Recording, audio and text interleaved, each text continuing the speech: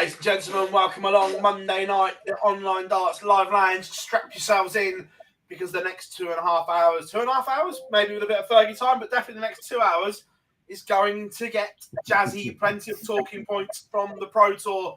We're going to look forward to the European Championships, the Super Series, and a week in darts, boys. How are we all doing? This is going to be good. Hello. That's all we're getting. Hello. How are you?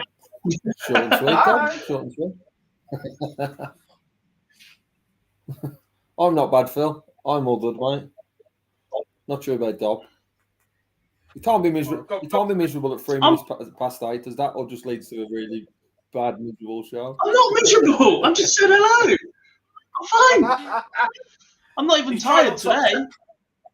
He's trying not to upset someone early. Like who? I'll just upset everybody these days, apparently. I was going to say, you'll upset someone. Give it time. Exactly. It's fine. Chat room, welcome along. Strap yourselves in. Get involved for the whole show. But Owen is in. Rose, how we doing? Alex, James, Joe, Kira, Mike, evening all. Sam says, evening all. Mr. Developed on fire this weekend. Don't worry. We're going to talk about the young man from Northern Ireland. Into darts from Germany. How we going? Barry, evening. Oh, we just shared some links on social media as well, guys.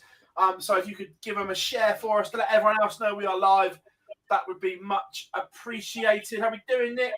Look, it's been a busy few days. We were stretched to the limit over the weekend. How we quite got it all done, I'm not quite sure. We had exhibitions, we had the Super Series, we had Pro Tours. You name it, boys. We had it this weekend. It's not like we've got a European Championship and a Women's Series to come up as well. Just to add to it. We had everything but sleep this weekend. Oh, yeah, massively. I was still doing media at 4:45 in the morning with the CDC from Chicago. I was gone by then. Some of us had a 5-hour train journey the following day. So. We were still. Can you do it again? Yeah, sound. Still trooping on like we do. Again, chat room nice and busy. Everyone in. How we doing, Bill? Right, we've got some slides, some not. We haven't clipped up everything because we were a tad busy today, but we're going to jump in with the Pro Tour from the weekend. Boys, 4 Pro Tours, only 2 left. It's now getting a little bit tight, isn't it, for the race for the Worlds, the race for Whitehead, the tour card race. Time is now running out for players to get to where they need and want to be.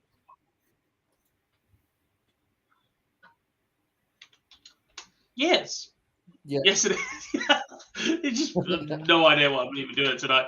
Yeah, definitely. And this is where it gets a little bit confusing as well, because I don't know. I was saying this the other day. It's incredibly difficult to keep up of who's qualified, who's not qualified, who needs what for each event, which events count towards the Pro Tour Order of Merit, the actual Order of Merit, who's close to the cusp on both. If they get in through one, which one happens with the second one? So if we do make any mistakes, I apologise. But there are some guys out there that are far, far better at keeping track of who's in what than we are. Yeah. I think the easiest one, the easiest one, Dob, for us to look at where we can't run is just the Players' Championship race, because that's very clear cut. Out of all of them, that is just you're in or you're out. Like the okie dokie. It's for. So if there's you want, no backdoor entry, there's no winning the challenge tour for it. You're either good enough or you're not. I'll look at the Players' Championship. You can do the others. That's fine. Yeah. No, I want the easy one. Bugger off. Before we get into the individual Players' Championships, a couple of points off the weekend. One, Gezi did what he needed to do. He's back in the top 16 of the Pro Tour of Merit, so he can then clear off on the final day. However, I'm going to say it now. It might not last, but I don't care. How blooming good was Gary Anderson this weekend? Gary! He's back. It's that time of year. Yeah, but he's given me false hope. I believe again. No, I'm fully with the darts referee. He just wakes up at this time of year like Michael Bublé. Someone has defrosted him. And do not be put off by the fact you will have an absolutely terrible Players' Championship finals. He hates Minehead. Despite it actually being the closest venue to where he lives in the entire country, he despises Minehead. So don't expect big things from Gary at Minehead. Don't be like, oh, well, that's Gary finished. He promised us hope at the Pro Tours. Don't worry about that. You ain't got a fret. He will have a stinker of Minehead, and then he's going to go deep in the world, because we might as well start calling him King Gary, because that palace is his gaff, isn't it? It's just ridiculous, isn't it? That, again, I don't like to speculate on players' wealth and what they've done with their money, X, Y, and Z, because that's entirely down to them. However, there's certain things that we can get to hand because of the ranking system and the way it's done. Just on World Championship money alone, Gary Anderson has earned £1.4 million, I think I saw at the weekend, just off the World Championships. That's not anything else. Pennies. Michael Van Gowen's earned that on the Euro Tour. Yeah, but Gary don't play them. Yeah, it's a few less games that Gary's had to play for his 1.4 million than what Michael's had to on the Euro Tours. But that's just a staggering amount, isn't it? Considering, to start with, when he first came over, his record at the Worlds wasn't that good. But then since, I remember he lost to Michael. It might have been second or third round when we had the Gary slump first of all. And I remember it's not very often players do media after they lose. But someone was brave enough to get Gary in the corridor as he was going back to the players' room. And fair play, Gary stopped. And I remember he was like, that's never happening again, because I should have beat him. And then he went on that rampage.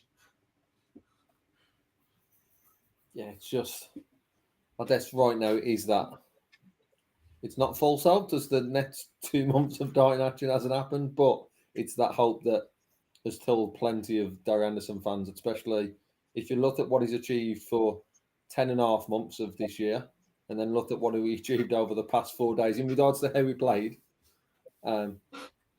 It's that hope that that Gary Anderson's going to return at some point across these next couple of months and pick something up, although deep. And he's done it before, hasn't he? World finalist only a couple of years back that just came from nowhere. Yeah. Look, and playing like that, it'll probably come through the Slam qualifier as well. Because we've seen him have a ton average here and there, but it was the fact he was putting them together as one, and it was just like, this is the Gary we all know and love. But we'll come on to him first of all. Players' Championship 25 on the Thursday evening. And Dave Chisnell continued his really, really good form that we've seen him. Picked up a Euro Tour, played some irresistible stuff here. But the finalist, don't worry, we're going to talk about him later on. This was a sign of things to come. Josh Rock getting to his first Pro Tour final. Look, beaten by a ton plus average from Chiz. He played really, really well. But you look at the semi-final lineup, Chisnell, you look at the form he's in, that's kind of expected. Previous winner, Gavin Price, multiple winner, Damon Heta, one before, and then Josh Rock. That's some semi-final lineup, Gob. It's ridiculous. And that day just got crazy. Obviously, Chisnell was banging in maximums of fun, but the amount of 104 plus averages we saw that day must have been somewhere close to a record. It certainly felt like it, because they were just flying in all over the place. I mean, Mike Dedecker lost with 113 average. Yeah.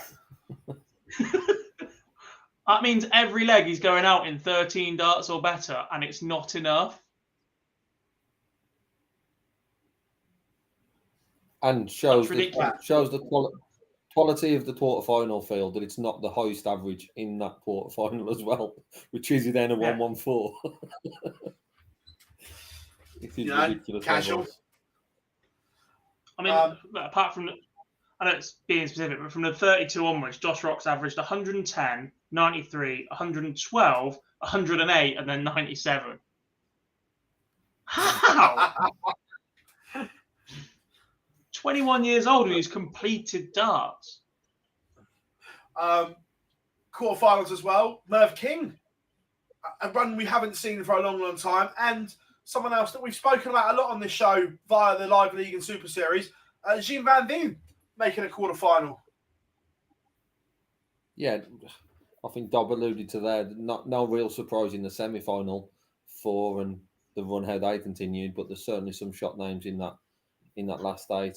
Van Veen, as we've seen a few times, probably more often than what we've seen of Mervyn King as of late. But a surprise, but a good sign for Merv to be back into the latter stages of a Pro Tour. So I've stepped in the right directions for Merv down into the back end of the year. Oh, completely. Jumping into the chat room, Will is in from US Darts over the pond. Hope you are good, mate. It was good to catch up with you in New York this year. Glad to have you in. Mark says, Phill, do you think Rock will be the top 32 soon? If he carries on this way, there's no doubt. He's top 10 band if he carries on in these numbers. Yeah, just a little. Steady. Yeah. If he carries on, that's the key in that big job. As Phill said, it's the if he carries on. Look, we've said it before that, right, one, he's an incredible talent, and we're going to talk about him later on, and we'll probably touch on this more. But at the moment, he's free rolling because he's young. He doesn't have the commitments that maybe others have. He's not defending money. So now, stockpile it, get as much as you can on in this situation because you're on a free for the rest of this year and next year. So it's literally just do as much damage as you physically can. Scott Williams is a bit the same, isn't he? Once he's over the line, it's that 2-year free shot. Just do as much as you can and take advantage of everything in that period. The Joker is in. Speaking in today, hope you are good, mate. He says, evening, lads. From Keeley and Maisie, freezing to death. Rugby back to normal. As Maisie calmed down because she was fuming with you yesterday, big man. We had Laura in. She threw her toys out the pram and stormed off. Moving on to Players' Championship 26. And again, it's a final that beforehand you could have got behind because these two have been brilliant on the Pro Tour. Damon Hetta beats Dirk van Duijvenbode in a final gob, and it's one that, like you say, you could have quite easily called that at the start of the day because they've been superb. Yes, again. Yeah, and it's good to see Dirk getting deeper and deeper in events, but Damon Hetta was quality the day before, beaten by a very good Josh Rock. Carried up, well, apart from that, lost the day before. Obviously, he'd won the European Tour the weekend before. I think he was 11 games unbeaten at that point. And then he goes and puts together another run of 7 the following day. That 18 out of 19 matches in a row Damon Hetta won. Seems to be a bit of a curse winning, though, because Dave Chisnell won the day before, beaten first round. I think Hetta follows that trend tomorrow when we look back at the Saturday. But there's absolutely no way anybody can deny Damon Hetta a title for the way that he's played in the last few days. No, and talk about surprise runs, Boise. Boris Kirchmar getting to a semi-final. If you predicted that one at the start of the day, you'd have been a little bit more bold. Yeah, and to be honest, I'd probably add Alan Suter quarterfinals to that mix as well. And not Alan Suter of what we saw in 2021, but in 2022, it's not a name that we've seen in the back ends as much. But yeah, Boris Kirchmar certainly stands out as a surprise semi-finalist. I know as we keep saying, we are going to talk about Josh Rock, but to how impressive he was. But just remember on this day, it was a 108.74 losing average. We spoke about Mike Didector on day one. Josh Rock, 108.74 losing to Matt Campbell. 6-5. Some of the standard, especially when we got to the last 16 across all 4 days, some of the standard was just ridiculous, and that was one of the highlights of it. But back to the initial point, yeah, Boris Kirchmar, a lot of credit for being in the latter stages and stepped in the right direction. Yeah, then on the Saturday, Players' Championship 27. Now, this is where it gets interesting for me. Look, the final, again, 2 established names in the world of darts. Rob Cross, again, this win has been coming.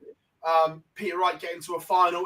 Nothing there at all that look, those two in the final sharing it out, you'd say, yeah, completely get that. However, the other two semi-finalists, Boise, one, his first, Ryan Meikle, getting to a semi-final, and the other one, back with a bang, because it hasn't been his best year on the board for different reasons, illness, he's had to miss tournaments and so on, but Callum Ridge played some really, really good stuff here in Players' Championship 27 to get to the semi-final. Yeah, very good stuff. And for someone who's very open on his own social media account, and if things haven't done his way recently, and he's opened up about that around the past few months, haven't done to plan. For him to then get a run, I know it's only in one of these 4 days, but to get a run into a semi-final of a Pro Tour, it's very, very impressive. And hopefully it's a sign of things to come for talent, because we've seen what he can do. We've seen how good he was in the World Championships just 10 months ago. So hopefully there are signs there from Saturday that he can now progress and bring that Dane back to that top Dane we know he's got. The question marks are always going to be there, more about Talon's B Dame than it is his A Dame, because we know his A Dame is ridiculous. But it's just up in that B Dame, which he seemed to do on Saturday. And then for Meikle, tough draw for him last week in the Euro Tour, but semi-final under his belt. So another one. Positive steps, positive signs for these 4 days. I think if you offer Ryan Meikle and Talon Ridge a semi-final across one of those 4, they'd have snapped your hands off for it, the form that both of them were in. Yeah, and the other one, Gob, a last 16, massive shout out to Richie Burnett. That one came out of nowhere, didn't it? Just absolutely out of nowhere. I think another player beaten in the last 16 as well, George Killington had a decent week. Very, very good weekend for a player that we've not really seen an awful lot last few days. But yeah, those two in particular in the last 16, superb. Then, Players' Championship 28. The moment happened, and the final is up there, one of the best Pro Tour finals I've seen, because both of them were at it from start to finish.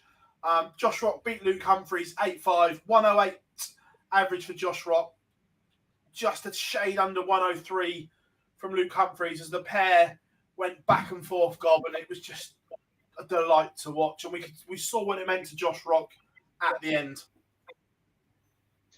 We did, and you just picked on me on the only one that I didn't watch because I was on the train. But yeah, look, this win definitely has been coming. The talent that Josh possesses is nothing short of ridiculous. The averages all week were phenomenal. I think his average in the end finished 7th best to ever win a Players' Championship title. The best of anybody that's won one from outside the top 16 at that point. His game has just got better and better throughout the year, which is ridiculous when you consider that from the very, very start of the year, he's been in the top 10 averages of performers on the Pro Tour. And if somebody had said the name Josh Rock to me this time last year, my response would have been, who? He's literally come out of nowhere. That's unheard of in this sport. We saw Rob Cross, to an extent, come from nowhere. But Rob Cross did it via Riley's and then spent a year on a challenge tour, earned his card and built his way back up that way. Josh Rock has gone from never heard of him to a Pro Tour winner in 12 months, 10 months. And the worst bit is, boys, someone's going to draw him opening round of the World Championships. Or, sorry, not opening round, but second, when he comes in, that's going to be someone's first game. And it's not just the World Championships. I think it's the rest of the tournaments, the players and the slam that he's in as well, that people and Europeans, everyone's going to want to avoid Josh Rock, how he's performed at the minute. And there's still parts of his game that we need to see. There's still challenges that he needs to have, but one of which was fired at him in the Pro Tour final on Sunday when Luke Humphreys hit 10 180s in the first 10 legs, but Josh Rock 6-4 in front, and it just showed, obviously, he's defeated Luke, who's averaged 102. But for someone to constantly be throwing 180s at you, near enough lead on lead, and for Josh Rock at that stage to still be in front, and the crucial 180 heat in the last leg, to then get total control and setting that up to then finish it and it just showed how much it meant to Josh Rock when he won that at the end. It was nice what Luke Humphries said about him. I'm sure them words will that a bit tastier. He keeps taking money off Luke Humphries, someone who's not, I believe, not lost in a final this year. For Josh Rock then to perform like that, it was just all round very good final. As you said, one of the best we've seen. But that's a clash when we talked about games in the future as well, and battles. Josh Rock and Luke Humphries can produce some very, very good clashes over the next few years. Yeah. Look, Johnny's just said there, has he qualified? At the moment, he's where is it here? 19. He's number 1 on the Pro Tour Order of Merit. Yeah, but I'm just going off the Pro Tour Order of Merit with everyone in. Obviously, Luke Humphries won MVG. Yeah. He's 19 on there. The 1 year Order of Merit, he's earned 65 grand. With two Pro Tours on the World Championship race, he's number 1 to come through the Pro Tour Order of Merit because everybody else above him this year is. Yeah, because they're all seniors from there. He's there. Yeah, but he's 4. Someone got a screen open because I can hear myself twice. Not me. I checked. I got rid of one. Can't wait for it to be you. Don't think so. Just double checking. No, mine are off as well. Sure, we'll find that in a second. So yeah, actually, but on the 1 year Order of Merit, he's under 4 grand off of the top 16 with everyone in. The big hitters are in there, and he's under 4 grand off of that 16.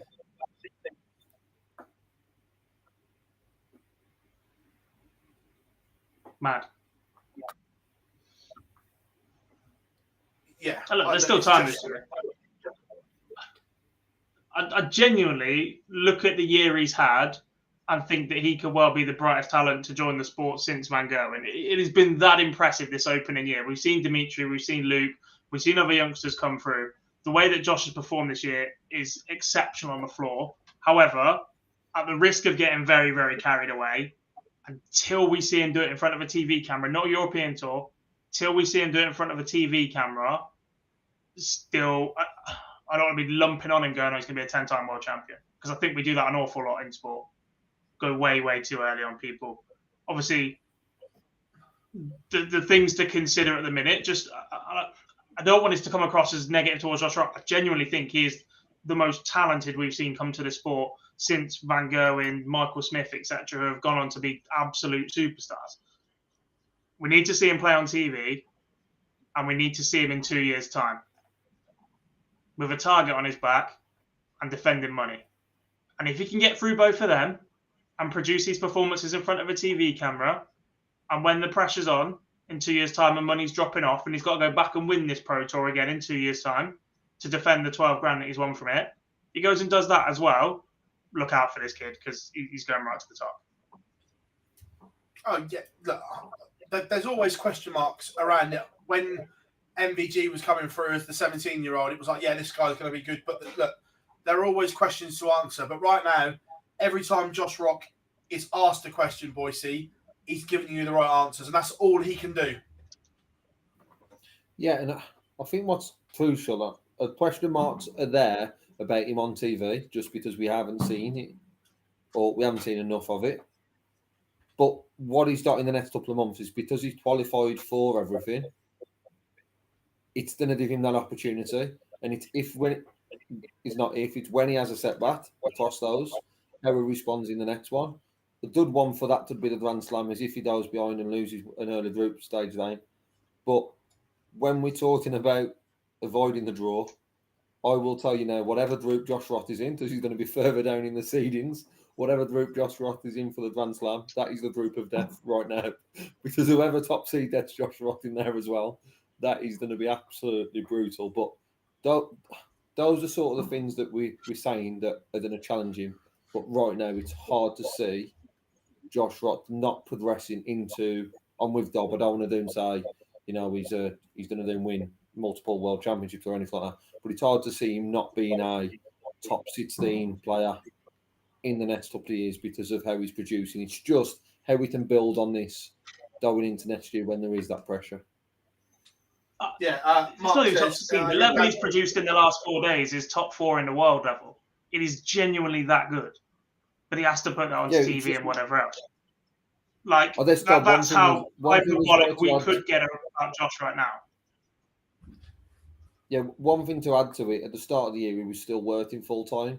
That reduced down to 2 days. I believe now he's not working at all. And we've seen that can have a detrimental effect on certain players when their focus is solely on their performance. And that probably goes to more about when you've lost and you're looking to recover, but actually you haven't got a game for a few weeks. It's mentally been strong enough then to bounce back. But everything at the moment is showing that the right signs are there that he's going to progress into a top player. Yeah. The other thing is, just to put a little jokey spin on this, on the tour card race, he's projected to £86,000 right now. So that's if he goes out first round in everything he's in for the rest of the year, that's where I'll get to. That puts him toward number 46. If he climbs 14 more places, he can't play development tour next year, and our argument is null and void. We've avoided that all night. Just a quick one. I don't think he's in the slam yet, is he? Yeah. Finishing top of the Dev Tour? Rafferty did. Josh Rock didn't. Yeah. Oh, did he? And that's next year, isn't it? Or have I made that up? I wasn't sure he's in the slam yet. You get a tour card, qualified World Championship. The winner also qualifies for the slam. Yeah, that's Rafferty, not Rock. My mistake. How's he in? I just assumed he was.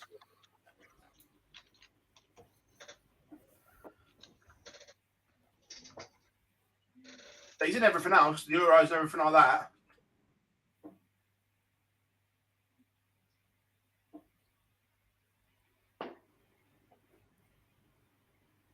Are we using it? Using it because he was already in as World Youth Championship from last year, so Rock gets the spot.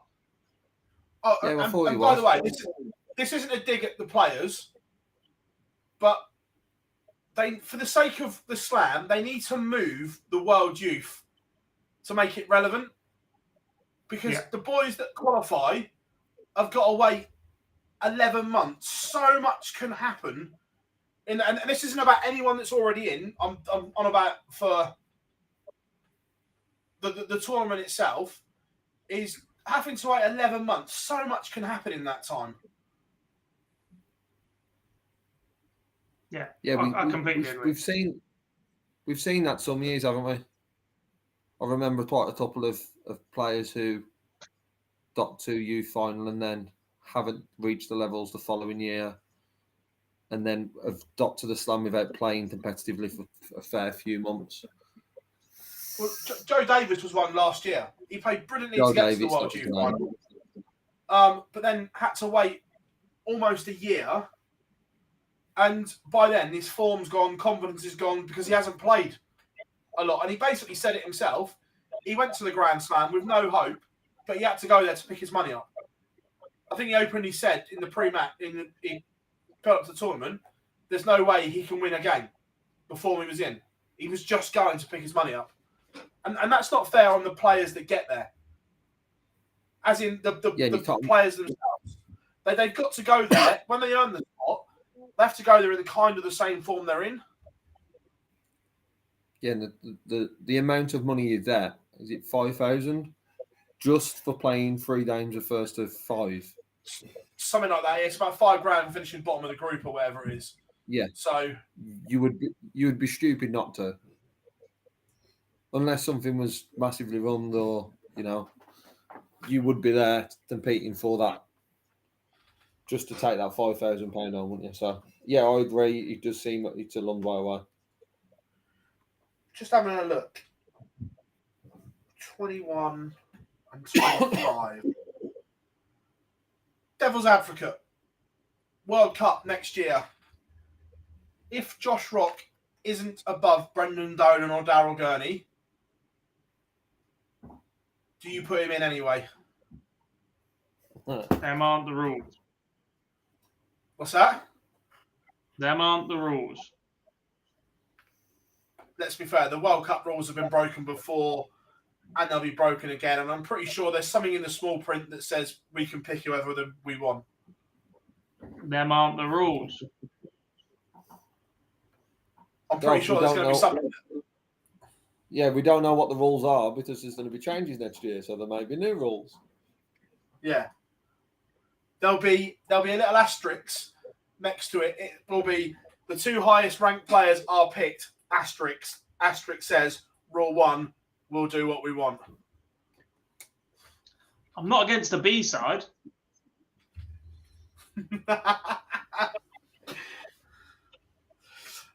A B side of Josh Rock and Nathan Rafferty. Hello. Right now, that's better than right now on current form. That's better than the A side. There, I said it. Oh, yeah, but we could have said that about various England sides for the last 8 years since Sir Philip of Taylor retired. I was going to say, looking now, if you have MVG won 2 World Cups playing on his own, pretty much.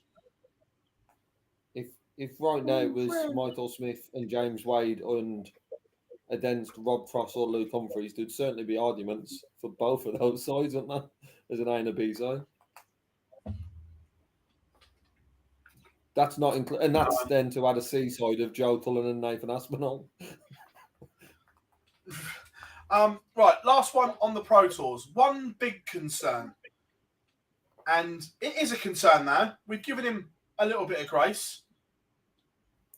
Dimitri van den Bergh.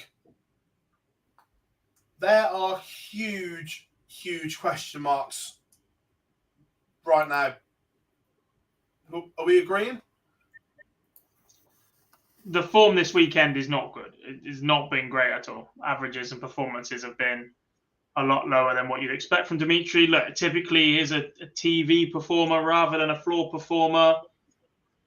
Still think he gets a little bit of time as a change in manufacturer. That can take a while. Look how long it took Van Gerwen to settle, for instance, on his equipment. So there is still that little bit of grace there. There are concerns that headed into the back end of the year.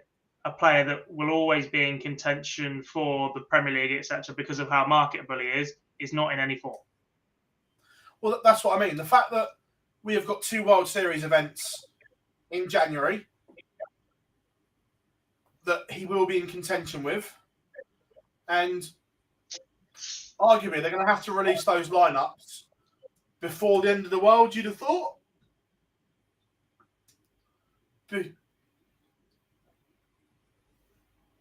Maybe. I don't see how you can. Maybe.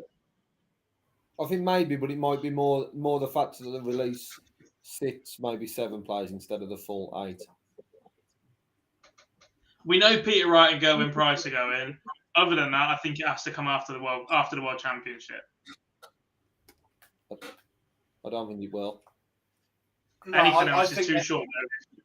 Anything else is too short notice to turn things around when people expect players to be there. Can't leave it open-ended. Okay. Can't piss around with constantly putting 6 or 7 players in there and opening up for a world champion or somebody to go deep. Yeah, but also you have to give players notice, because if you haven't been told anything and you book a holiday, the players will know. We won't know, is what I'm saying. Yeah, that's what I mean. Whether we know or not is irrelevant, but the players will have to be told before, is what I'm getting at. Yeah, a large percentage of those players will know. And let's be fair, players can't keep their mouths shut, even though they're told to. Once they know, it gets out. No comment. Giving away our secrets there, mate. Look, they tell it, they say it themselves. Remember when Peter told us who he was playing with in the World Cup? No. Yes. Of course he does. I remember yesterday, to be fair. Mike says, didn't MVG turn down? Look, we don't know. Look, just I'm putting 2 and 2 together. His name wasn't on the press release, and Price and Wright was. Read into that what you will. But it's unusual, isn't it? But he's on the poster, Unusual. so you don't know. But the fact he wasn't on the press release and on the poster, we'll see. So, from Phil, the pro... Yeah. Phil, just on that one, back to the point that was mentioned last week by Matt Porter, some players might even ask for a rest, believe it or not. That's a thing. I didn't know that was possible until last week. Boris, if you want a holiday, take a holiday. But don't take a holiday. Really what it is, if you want holiday, take holiday. But this is your destination. Yeah. If you want to January, take holiday, take one, but just not anywhere between January and December. Is that like a Boris Johnson press conference? Go outside, don't go outside. Go on holiday, don't you dare go on holiday. If you can bake a cake Wear a in the mask, toilet, don't wear a mask. cake in the toilet. Wash your hands. So we have some ranked TV action as well. The European Championship, boys. Dortmund is calling. That's the schedule. We've got the draw bracket up in a minute as well, but that's the schedule. It was obviously confirmed after was it the Friday at Gibraltar it was done, Gob? Well, I don't know. Probably. I just told you, I don't remember yesterday. You just asked me for a date for something. Come on, man. As soon as Gibraltar was over, it could have been locked in, yeah. Oh, what, the schedule of play? I don't remember. The draw was done the day after, wasn't it? That thing. Yeah, no, I meant the field was locked in after day one at Gibraltar. As soon as Vincent and Dobie won, it was pretty much done. I think Saturday. I can't remember. However, first thing to note, the ridiculous start time. Good. Get it on. Get it done. What time is it then? 5:45. 5:45 start.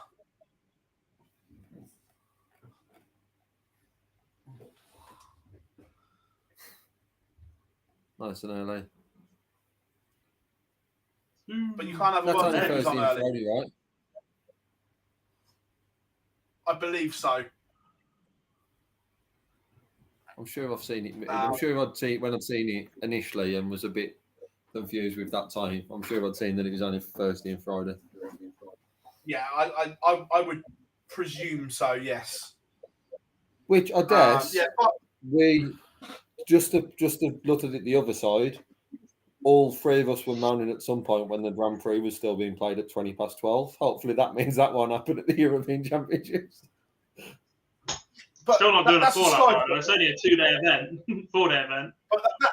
But that's a Sky event. This is the ITV event that said they couldn't put a World Series on live because they didn't want to take off River Monsters.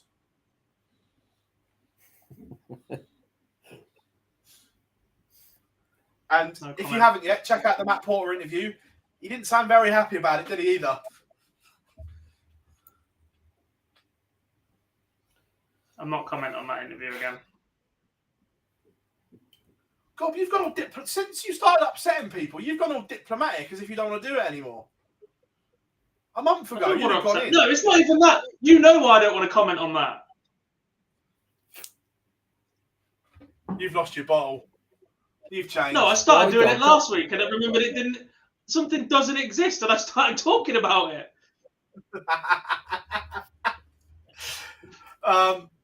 However, at that point, it might as well be in there. Do you know what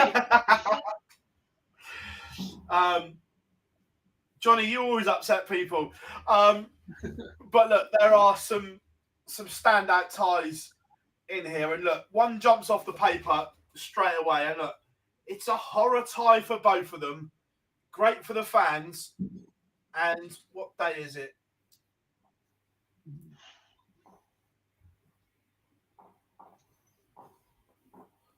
Thursday, the tie I'm looking at. Yeah, Thursday. yeah, definitely Thursday. Josh Rock against Nathan Aspinall. We've just spoken about, obviously, Josh, but that Nathan's returned to some form as well. And for both of them, that is an absolute stinker. Sorry, I was convinced we were going to be talking about Ryan Searle versus Martin Lukeman, but yeah, we could talk about that one. Idiot. Or stupid. Do you know, I don't think there's a bad tie in the tournament. Look, in terms of standard, I agree with you. But in terms of watching, Danny Noppert and Andrew Gilding will not be easy on the eye. They could both average 100. Both are in great form, do you know what I mean? Like, yeah, no, I'm not arguing they're not in great form, but it's going to be a long one. Yeah. What has Dolby done to avoid MVG as well?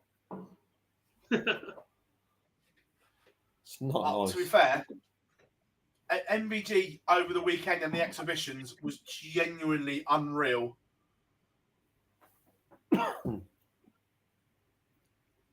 Doesn't matter. Semi-final. Joe Cullen and Damon Hatter play each other in every tournament right now, and they're in opposite halves of the draw. So there's your final. Just get it done. Yeah.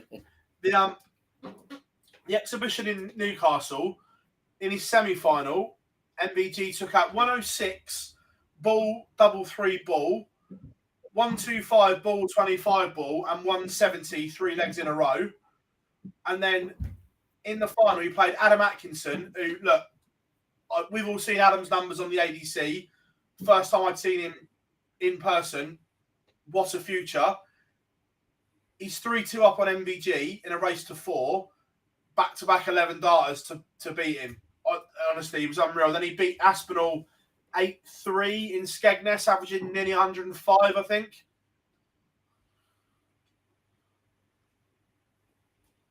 And then sailed off home and enjoyed some time with the family. But right now, if you are dating MVG in the European Championships, let's be honest, this is if you're dating him, you want to be Chris Dolby because your best shot of dating him right now is in that best 11. Oh, short Obviously, format, you want to avoid him, but that's where you get him. Yeah, no, I'm with you. Look, it's almost like the Taylor one a few years ago where you have to get him early before the format goes up at the moment.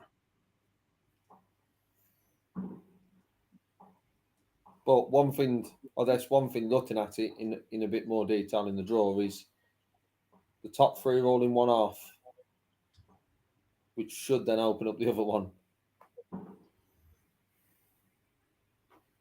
I hadn't noticed that, to be fair. So, right, in one half, you have MVG, Chisnell, Clayton, Wright, Price, Cullen. Second round meeting between Wright and Price is on the cards. That's a stinker, that is, isn't it? There's a second round Billy Big Bollocks tie. And we've got an interview dropping about that where he does answer the question. I asked him why, and he tells us why he ranted. Should probably get that out before Thursday. Yeah. I think Wednesday's a good time to drop it.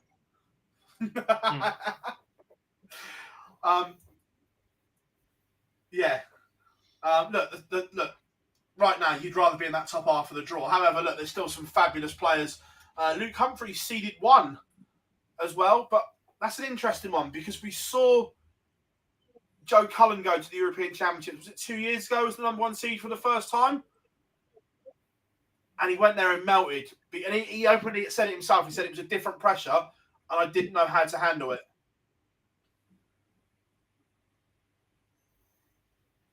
Yeah, it's quite a difficult quarter as well. You've seen how well Martin Lukeman played in the Grand Prix. You've got Michael Smith in another game in there, and then Josh Rotten, the Asptomans, they're in that little section. So it's not going to be easy for Luke Humphreys, who obviously has had a lot happen personally the last couple of weeks. I'm sure he's having a bit of latter sleep at the minute, and then he's going into this as rant number one, as seed number one for the first time. So it's not an easy start against Christoph Retoiste. Will be difficult for Luke Humphries to come out of that section, and probably I know we've mentioned that bottom half is brutal with the top three in the world in it, but from a quarter, that's a very, very difficult quarter, if not the worst one, with Humphries, Smith, Aspinall, Roth.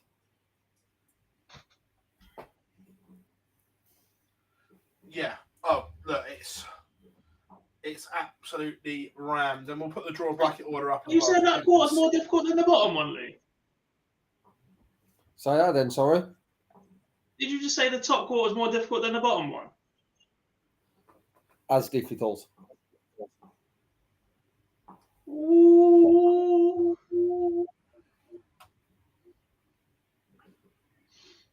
No. I would probably say more difficult if Josh Roth and Nathan Aspinall wasn't meeting each other first round. If one of them were in that second game and you had Humphries, Smith, Aspinall and Roth spread across, then I would probably say it is, yeah. Over Right Price Cullen.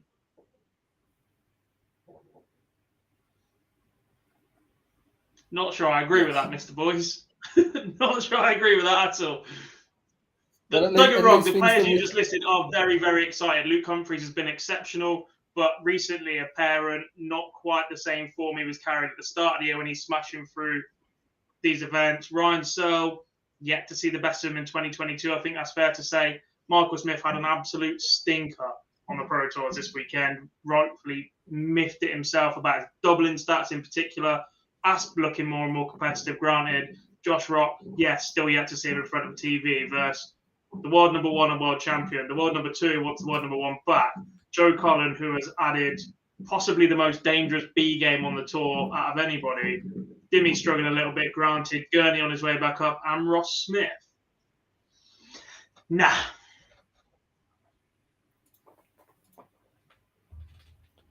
Back to normal, we disagree.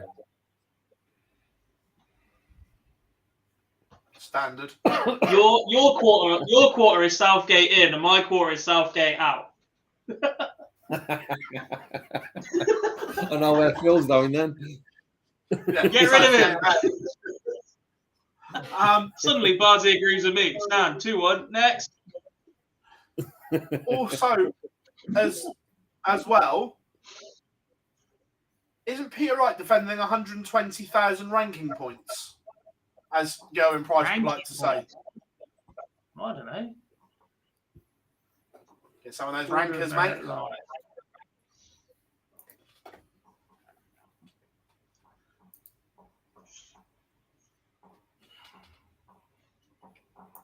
Probably. So we could have another switch. There's no Grand Slam race for me to look ahead to. 120k is 120 he's defending, and Price is only defending 10. Oh.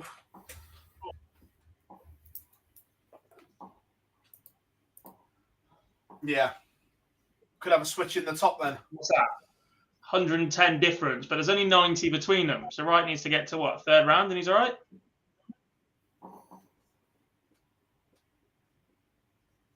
Yeah, but they meet second round. Yeah, so when Snakey does him in, it's fine. Got him.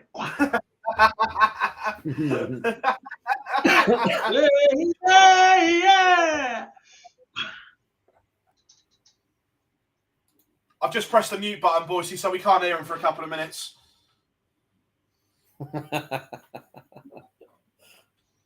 He'll find a way.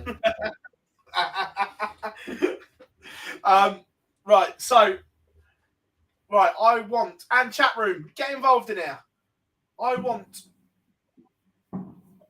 your tie of the first round and the biggest name to depart in round one. Let's spice it up a little bit. Unmute Gob then, because it seems he's turned style first. I've unmuted him now. He's fine. He can get involved if not, man.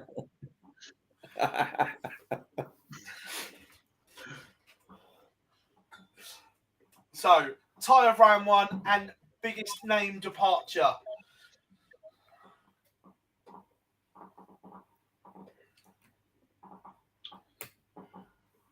No. Tie of round one. That isn't Aspinall versus Rock, because we just spent 10 minutes talking about that. Yeah, which isn't known.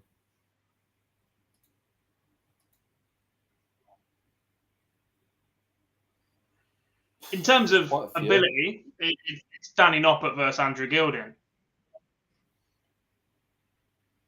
Is it the one I'm going to sit and watch all night? Probably not. But it is the matchup for the first round. I'll go above that. I want to see Damonetta, Vincent van der Voort. Just to add, I want to see more as well. Yeah. Vincent van der Voort. Dob, didn't you mute him? No, because I've got the controls. I don't know if that's how. Run software tonight. Look, I love Damo, but I want Vincent to win just because you know he's going to give you a line.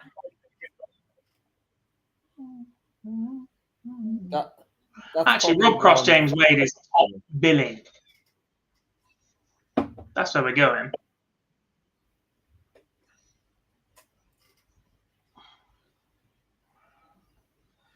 See, look, Rose knows. Rose wants a Vincent van der Voort interview, don't we all? The pinnacle of interviews. Please.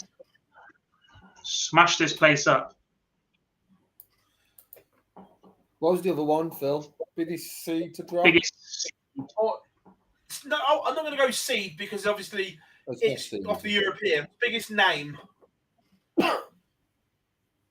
Johnny Clayton. Are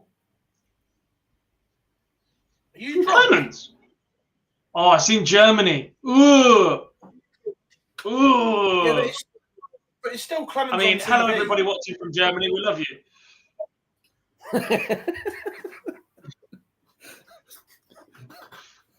Despite the crowd, shocking. I'll be down for just down for Germany. I'm down. Yeah, Johnny Clayton, dispatch first round.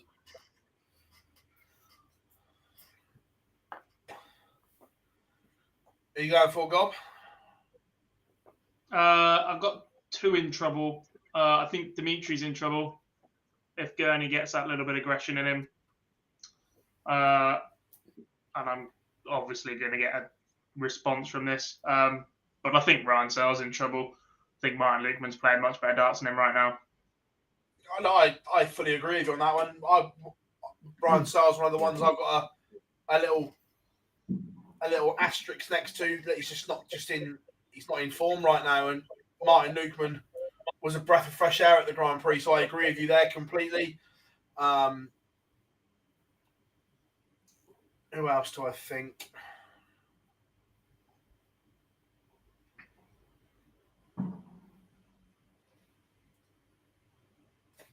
After the weekend, Joe Cullen may be in a bit of bother over the short race. I thought Ross Smith played pretty decent at the weekend. It's that short format in round one that it is, and I like Smith, and I think he's on his way back up again. We saw glimpses at the Grand Prix, just moments of nerve, wasn't there, that weren't quite there. And any other player, I'd probably agree. But as I said, I think Joe Cullen's B game is one of the best in the world right now. Yeah, look, I'm not saying so. He might not be pretty, but I think he'll still be all right. Yeah, I just think that I still think Cullen will come through, but I think there'll be some difficult moments in there for him. We've spoke about as well about some potential second round ties. One, I do see MVG getting past Dobie, but the second part of that to happen and Jose beating Martin Schindler, I think Jose could struggle in that one. I would not be surprised to see Martin Schindler there off the line. Once then, the playing in Germany plays a factor. Yeah, no, I agree. I think that could be a difficult moment for him completely. And look, if Peter Wright turns up and plays, he will beat Ryan Meikle. But you know what you're going to get from Meikle. It's going to be slow and steady what darts is right. It's been home for a few days. Are we going to get a tinker? Are we going to get him playing with a stupid dart? But no, I agree with all. I think we'll get the Blackpool ones. I think Dimitri's in trouble as well. I agree. So I would like, and chat room, I would like your semi-finalists. One from each quarter, please. Who gets that far? Again, chat room, get involved.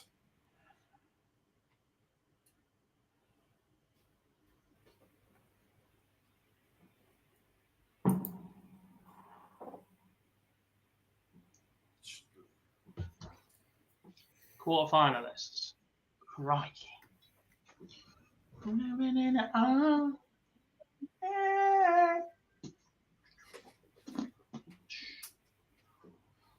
Plotting the little route bit here.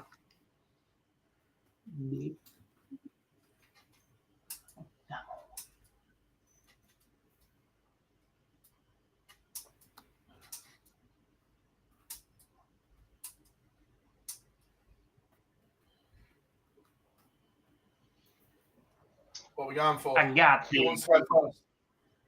What's that? Final four. Final I've only got four. 3 so far. Simples. Go on then, Gob. Boise, you have till the end of Gob's selections. I'm going to go in reverse order. From the bottom quarter, the World Champion Award number 1, Mr. Peter Wright. From the third quarter, Dave Chisnell. From the second quarter, Damon Heta. And from the top quarter, I'm going for it. Joshua Rock.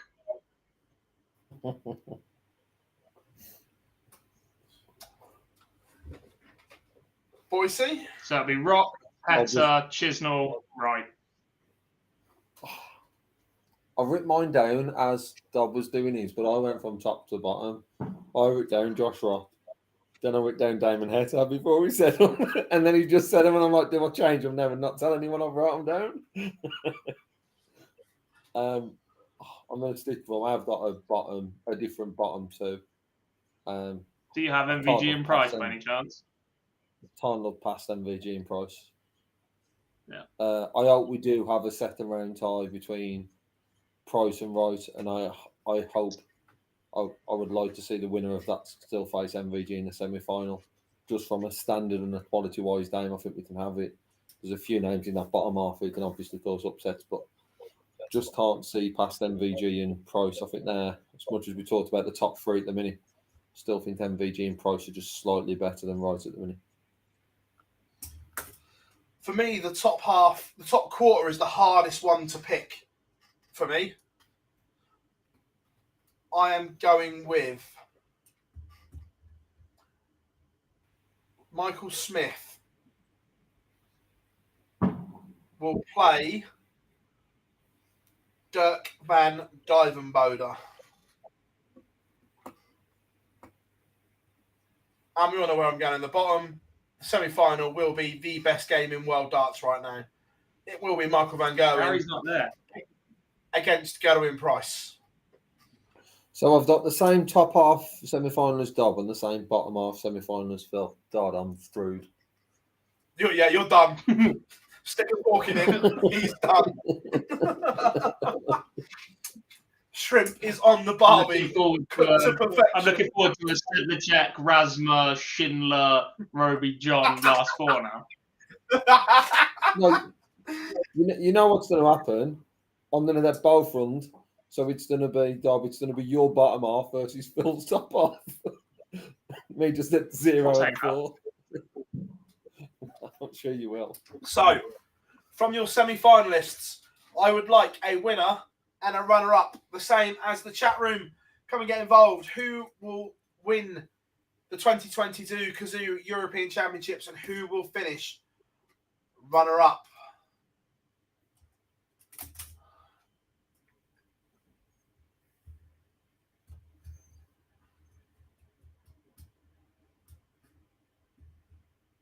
you want me to start first this time, Dob? No, because I don't want you nicking what I'm about to say. You haven't picked my winner in the semi-final, so I'm fine. Oh, good. Damon Heta beats Dave Chisnell in the final.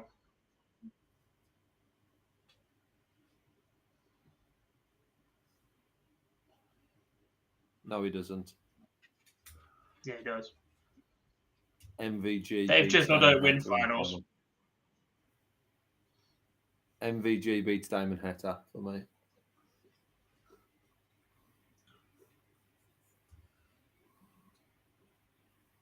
Double Dutch final.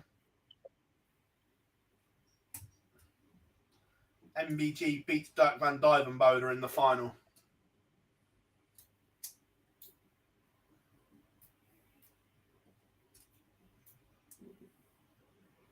Chat room. Let's have a look. I appreciate the tenacity of you two. Keep coming back every week when you're constantly so wrong, but fair play to you.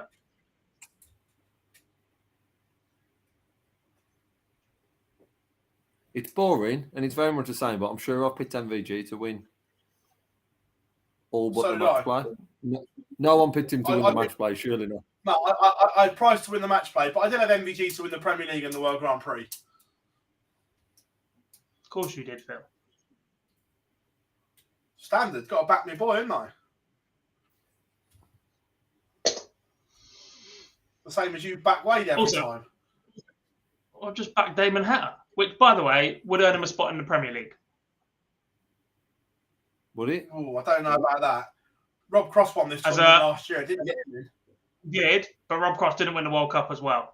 Damon Heta would get an option to be in the Premier League as a new name in there. Different market and 2 major titles this year. Not convinced. Yeah. So, chat room says Bill's gone for Heta, MVG final, MVG to win. Barry's on Snakebite, beats Josh Rock in the final. Tommy, MVG, Aspinall runner-up. Jay, MVG wins. Luke Humphreys runner-up. Malachi, MVG winner. He's got Heta runner-up. Kevin, look, if this happens, Kev, I wouldn't mind this. He's gone Smith beats MVG in the final. If that happens, I'll take it, even though I've said MVG just for Smith to win one. I'd take it all day long. Andrew's got the same as me. MVG beats Dirk. If Preston's got MVG to beat Rock. Heta to beat MVG. Daniel Simon's a million miles away from the Premier League, unfortunately. Heta Price wins from Mike. Look, it's going to be interesting, and what I like about this one, it's the final day because players have to manage themselves properly. Do you remember? Was it 2019 when it was Wade Whitlock in the final? It was one of the worst televised finals I can remember. It was horrendous. And you're old, so you can remember lots. Because both of them were over-practiced. No such thing. Yeah, there was. There's a lot of talk about how brutal the Grand Slam semi-final and final is. This isn't far off. Yes, there's only 2 games in the Slam, but they are longer. But this isn't far off how brutal the Slam is.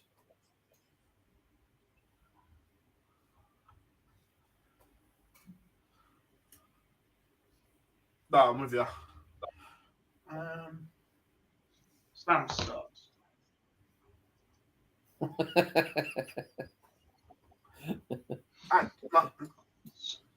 Stupid. 2018, the Whitlock Wade final. Wadey baby. Yeah, it wasn't great.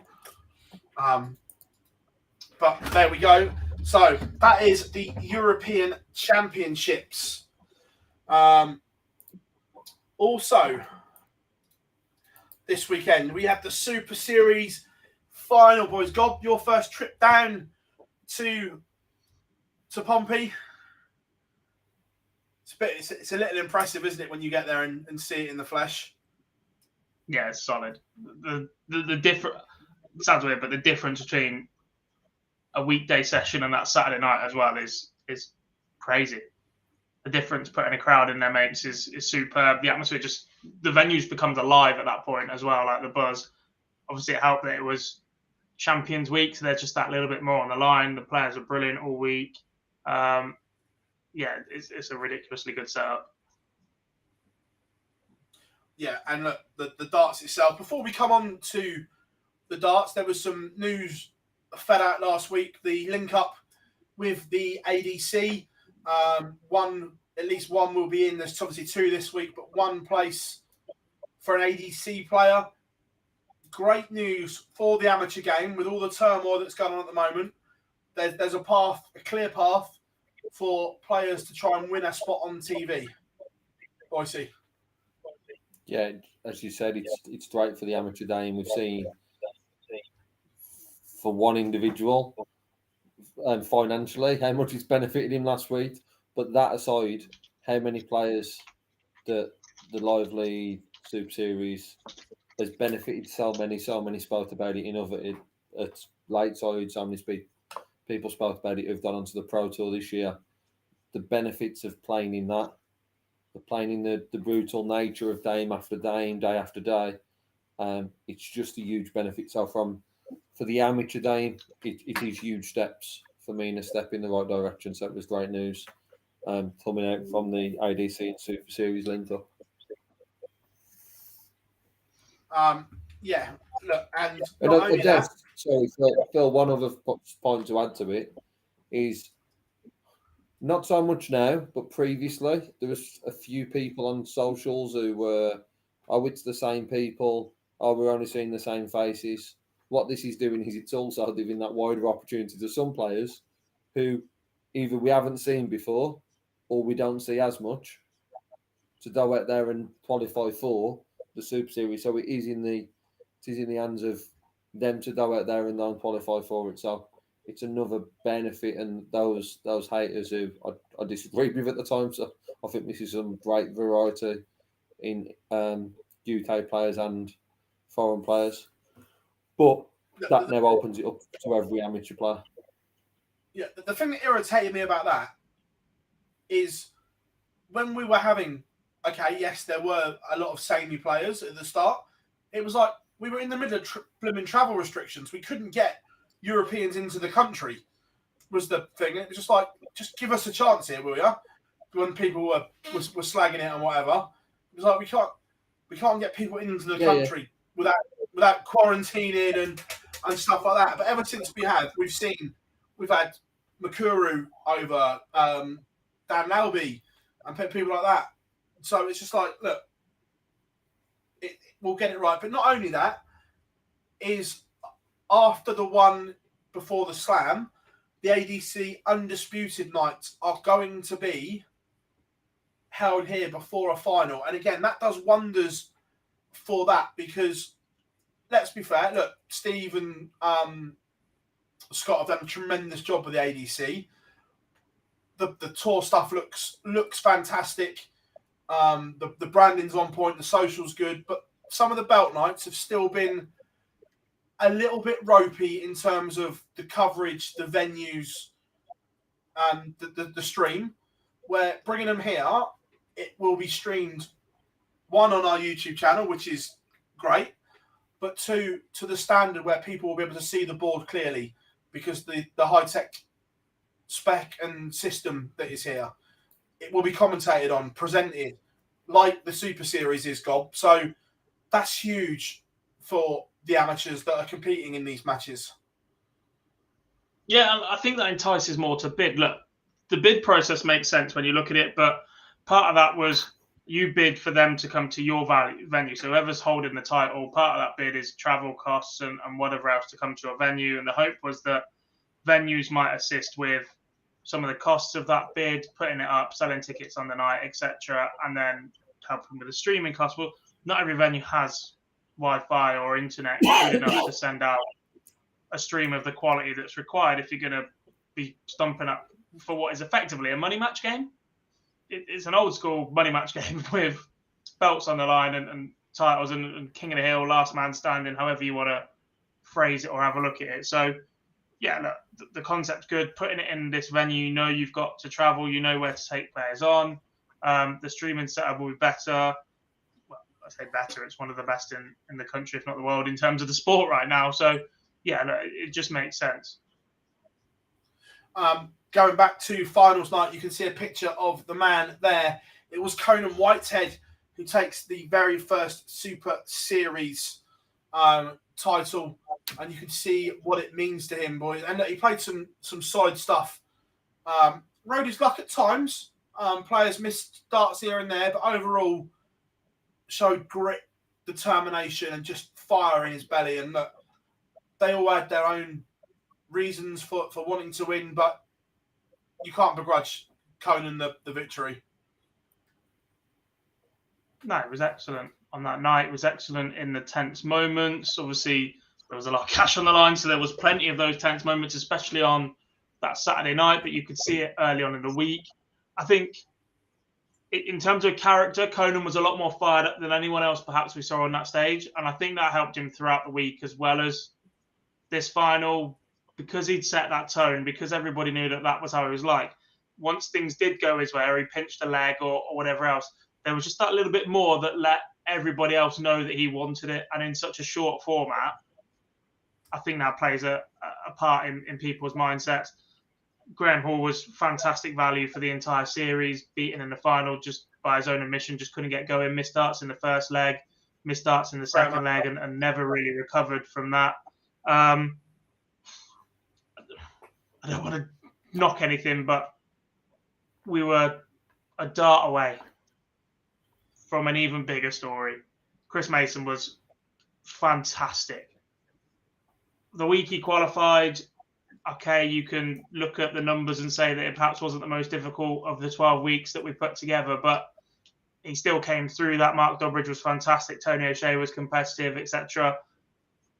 Really, really impressed with his A game. Absolutely solid was Mason's.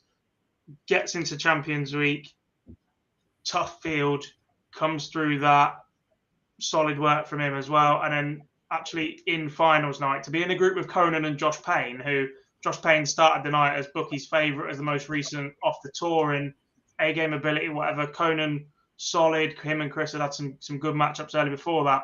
To lose both 4-3 when he's had darts to win both matches as well, we could have seen a very, very different story on the night. But perhaps the lack of a fairy tale ending is the best possible thing for Chris, because he does want to stick to commentating and everything, and the pressure of winning this and then being not dragged back in, but asked to play again and more opportunities open up. He's more than happy with a dazzle in this and a crack at the seniors next year. But that suits him down to the ground. And I think you start winning this, people are expecting, you're going to Q School, you're going to go to school, you're going to go on tour, blah, blah. It was so near but so far, do you know what I mean? And it could have been an even bigger story, but you cannot begrudge Conan Whitehead that title at all. He was superb. Yeah, no, look, and I think everyone, like you say, everyone loves a fairy tale in sport. And look, outside of Conan winning, yes, Mace has grabbed the headlines, and rightfully so, because to take yourself out of your comfort zone and put yourself back into an environment that he openly admits almost cost him his life, because he went to some dark places when he plays and everything like that. So to take himself out of the comfort zone of the commentary box into those places, and he's acquitted himself amazingly well, Boise. Yeah, we've all met and spent time with Chris, so we're slightly biased because he's a very nice person, very nice bloke.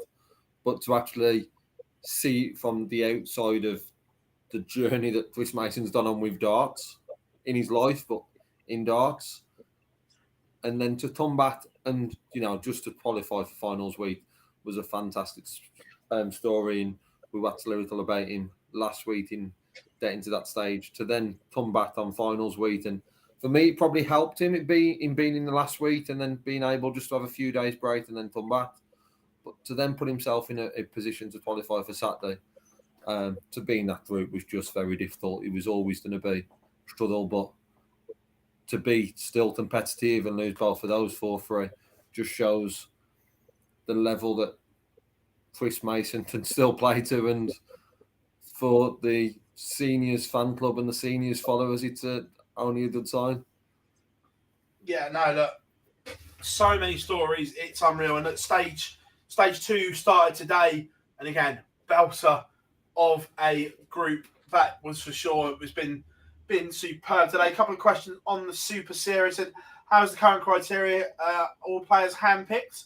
To a degree, but it's done off data. So the people that pick and book players, it's all done off of the Challenge Tour. The senior stuff's looked at, the ADC's looked at, the WDF's looked at. Is they have to make competitive groups and competitive matches. So the data's looked at and analysed at running averages and everything like that. But obviously now there's an ADC spot in each group as well, which is great. So, no, Mace wasn't in commentary today. It was Nico and Matty Edgar today. But look, Super Series, huge success, and it was just damn good to see. So off of that, it was the Andy Fordham Memorial Viking Cup this weekend. If I'm being honest, I didn't see any of it. Obviously, catching up today, I've seen the winners and stuff like that, but I didn't see any darts thrown, if I'm being honest, boys. No. Yeah, I haven't seen any. I saw the results. Bo obviously doing damage in the ladies as Bo tends to do. But I'm chuffed for the winner of the men's. It was Richie Howson. I think he's a fantastic person. Him and Lynn are fantastic people. I think if you asked Richie what's caused his upturn in form again, like he's had a tour card a few years ago, but I don't think that went to plan when he did have it. The seniors would have played a massive part in Richie Howson's modern darting career, if you like, in that return. 2 appearances on TV last year. Very, very nicely positioned ahead of World Championship qualification coming up. And for him to go and win that, I think was superb. Yeah, and that kind of leads us nicely. Climax of the women's series this weekend as well. Look, Lisa's done and dusted. She knows she's securely at Alexandra Palace, but barring, I'm going to call it a miracle, it's a straight shootout between Bo and Fallon for spot number 2. Yeah. I know I made a point last week to say Eileen might disagree with that, but it's hard to see past Bo, Fallon and Lisa having good weekends and picking up the titles. And I think that is probably why Fallon is such a strong favourite. Yes, she's got 1,800 on top of Bo, but the fact it's not just a straight shootout between Fallon and Bo, you've also got Lisa, who you'd expect to pick up one of those titles, how she's played this year. That Lisa's very well in the mix and is going to be in those. So the draw will be interesting across them 4 days because, yes, there's focus on the match play for next year and you're looking at the top 8. But for these 4 events, the key focus is that race for the World Championships. It could be sold up by Saturday, depending on how well Fallon performs. But I've got a feeling that Bo will have something to say about it. In regards to pushing that to the Sunday, I just think Fallon's got too much of a head start. And Fallon will get over the line. You would say so. And the thing I'm looking forward to, Gob, as well, is regardless of the top, forget the rankings a minute, the top 3 are Lisa, Fallon and Bo. I know Eileen is 3rd in there, but I'd say she's just under those 3. Yeah. compared to Germany, where it was a weakened field, and look, I don't mean this any other way, that Bergh could have, and she could win all 4 of these as well. But for all three of the top players, instead of coasting their way to the quarterfinals, semi-finals, like in Germany, you would expect the strength in depth to be better, and those 3 tested earlier on in this block of 4. Yeah, I think when we looked at it last time, players ranked something like 9 to 20. I think there was 2 of them present. So we're missing 10 of the top 20 in Germany at one point, which, look, first couple of rounds, I don't think makes a massive amount of difference unless you're lucky enough to draw one of them in the open draw. But as the tournament goes on, when you're missing those players that, look, their top game is just about good enough to beat Bowen and Lisa and Fallon, we've seen it enough, but they're the ones that are going to average mid-70s, 80s, etc., that are capable of just sitting in there, that if one of the top 3 has an off game, they get beaten. And there didn't seem to be an awful lot of players around in Germany that were capable of doing so. So just having more of those back in contention ahead of the last block is very, very good. Yeah, I look completely, and it sets it up amazingly to go and showcase the women's game. Yeah, that's what this has been set up for. I guess it's still in its early stages with the PDC, but what we've now got for the first time this year is that we've got Fallon, Bergh, and Lisa going head to head, and there will be certainly some spoilers in there to Dobbs' point. There's enough people within that field, your Chloe O'Brien, your Katie Sheldons, who will have something to say. One, they want to put themselves in a good position for the match play for July next year. But equally, they will feel that they can compete with the best in the world after being on TV just July. The women's name's on the up. We know it's on the up. And to see, hopefully, I don't think the field's been released yet, but to see, hopefully, all the top women there will produce a fantastic weekend. Well, yeah, I'm interested to see when it does come out, because the Asian ladies, especially the Japanese, all travelled to Germany. And I hope they travel to Wigan this weekend as well, because we want to see Makuru going at it, and Yuki Sakaguchi, and I can't remember the other one. Is it Sato?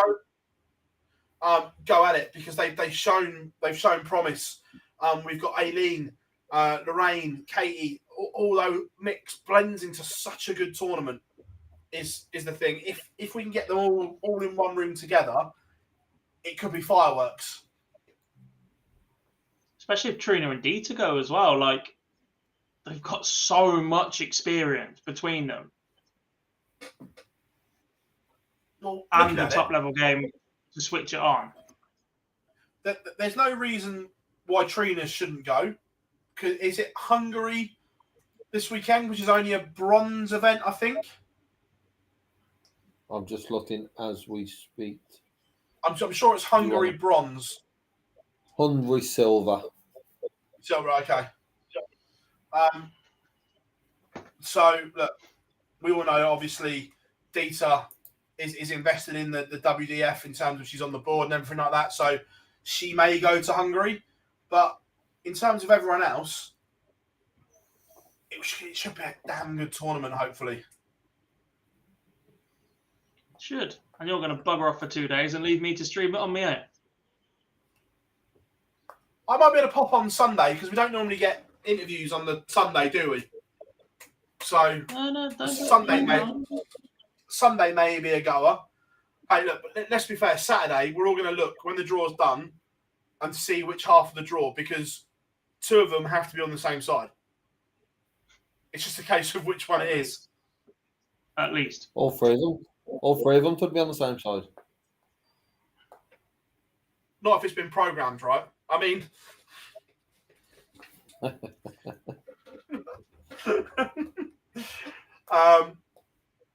Jamie says, part of me wants to see Sherrick miss out on the world to see how Sky hype the other two ladies.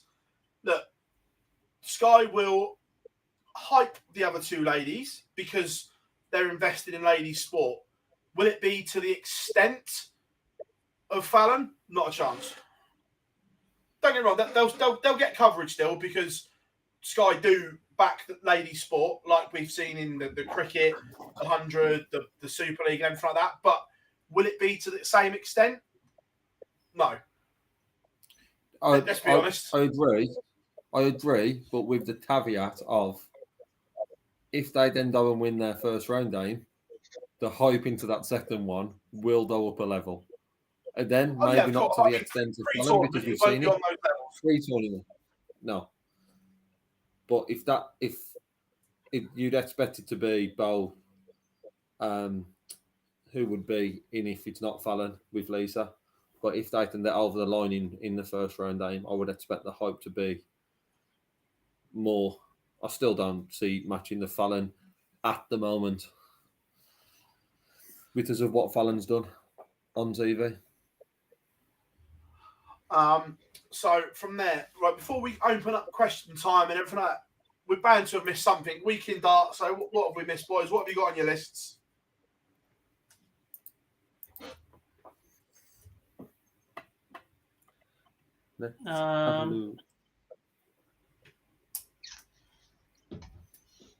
I'm the best.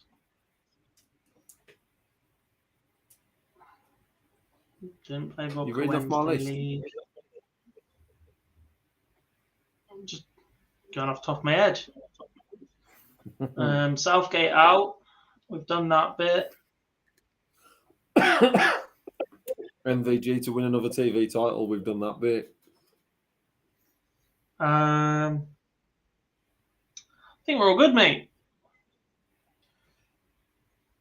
You mean we haven't missed Continental anything? Cup. Yes, well, you stayed up till half 4 to interview the winner, so you might as well talk about it. Look. And in doing so, we then move on to the Oceanic Masters, which has got a winner, but I couldn't tell you anything else.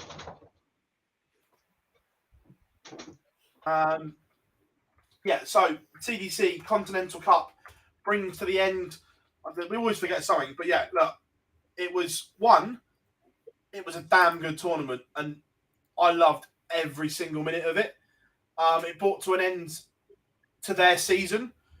No place at Ali Pali on the line for this, but the winner was guaranteed a place in the North American Darts Championship and the US Darts Masters to go into MSG for 2 tournaments. And it was, I'm going to get the averages up so I can quote them exactly because there was some really, really good stuff. Considering the tour card holders weren't there, the tournament average, I know it's only 16, but the tournament average for the Continental Cup, 87.66.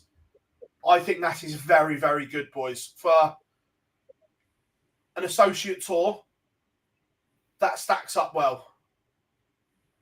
Yeah, and again, it keeps rising. I think that's one thing to really push about some of the associate tours is the standard just keeps getting better and better and better. And they're going to start producing more and more stars. And like I said, the fact that effectively that weekend we had Danny Baggish here, we had Jeff Smith here, we had Jules Van Dongen here, we had Matt Campbell here. When you take out those 4 players who have been so good in the last couple of years on the CDC and have been to the PDC and whatever else, when you take those 4 players out of that tournament as well, effectively your 4 biggest names and stars at that point, your level can suffer. Look, last 16, there was only 1 average under 80, and surprisingly, that was David Cameron. Everything else was over 80 in the opening rounds. Chuck Pulio's lost with nearly 93 to Jim Long, 97.5. Some really, really good stuff. But going into the quarterfinals, Doug Bain averaged 105 to beat Jim Long 6-2. That's outstanding. And Doug's a bit of a character. that there is certainly an A game there. That he blew the final. Spoiler alert. But that was brilliant. In the semi-finals, Alex Spellman's beaten David Cameron. David Cameron's averaged 95.5. Alex nearly 97.5. Really, really good. I think in the final there's a bit of fatigue because I don't think these boys are used to playing this longer format over a day. But still, 86.5 average, 82 average in the final. It went all the way. Shout out to the CDC guys. The production looked good. It's gone up again. So, look, massive kudos to the CDC. It looked very, very good. Alex Spillman's already said he's going to come over and go to Q School. And interestingly, I asked him, the interview's going to drop hopefully tomorrow morning. Have you picked your route? He goes, because you can do European or you can do the UK. And he said, look, European's probably easier, but I'm coming to the UK. I want to play the best. And he said, so look, he's not short of backing himself, which is good by the sounds of it. There are going to be plenty coming over to give it a go. I suppose the one shock was Leonard Gates lost in the last 16.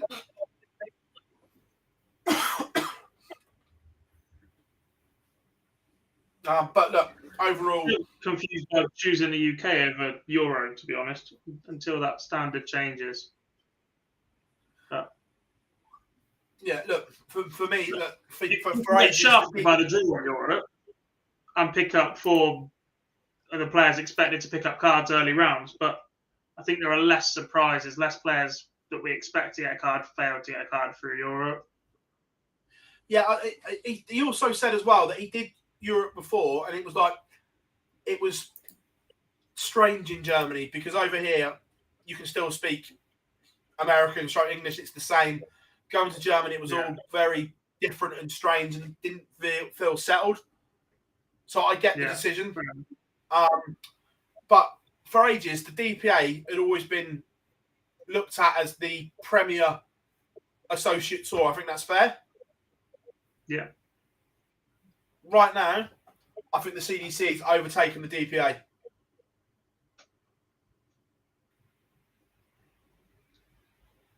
It'll be interesting to see like a Ryder Cup between the Americans and North America versus Australasia.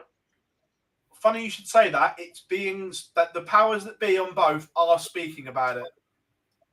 I think once they prove they're the perfect organisations to do it and prove it's possible, the PDC will 100% steal the idea, right? But they've both got enough knowledge between them. They fly the wrong way around the globe to get to each other compared to everybody else. But yeah, that would 100% make sense. I mean, I'm just going to drop a message in now and see if there's any news on it. Keep talking, Gob.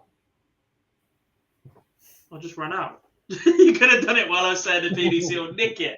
Just keep, son. Just, whatever. Cool. Safe. What have we got next? But no, look, I think the CDC is doing tremendous things for darts. I genuinely do. It looks good. It looks fresh, and the names that are being spoken about are more from that side of the pond than down under right now. There are a few. Yeah. I mean, Mel Cumming won the Oceanic Masters, so he's off to Ali Pali as well. But we've got a few decent players coming in from that. I think the other thing to remember is we've pinched the talent from Australia over the last couple of years. And whilst we've got Matt Campbell, etc., Damon Hector has never been better ranked than he is right now.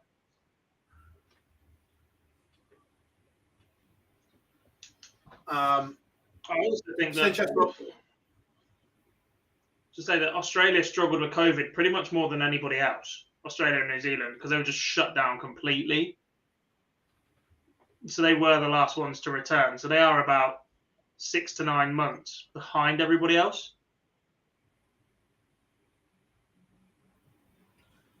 Look, I agree. Bob says, do you agree that tour card holders can't play in the CDC next year? Look, I love the decision.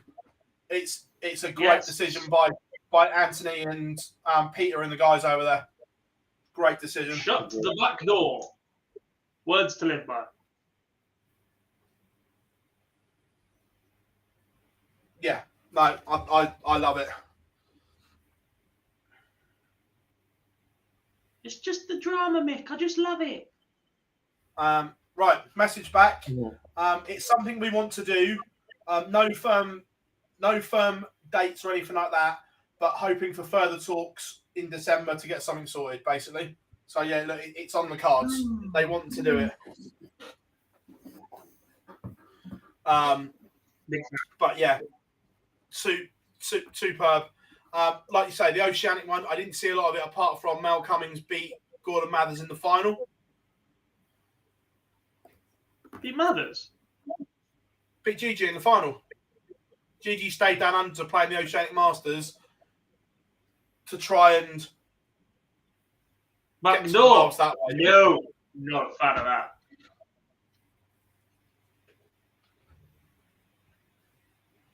Yep. No more back doors. He tried but failed.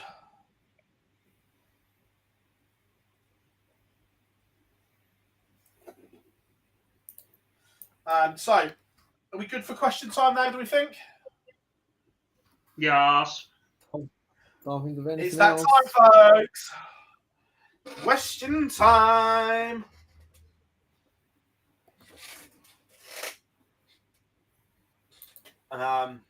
From question time last week, if memory serves me well, we was asked the question about celebrities being any good at darts. It's like one of them heard, because I'd seen that Tim Vine played in the Fordham and actually won his first game, come through his first one, and I've just had a look, average only 15 his first one, but lost then in the second, averaging 65, so certainly improved. I'd seen a picture of him and Neil Duff on socials this morning, so I had a quick look and seen that Tim Vine had played.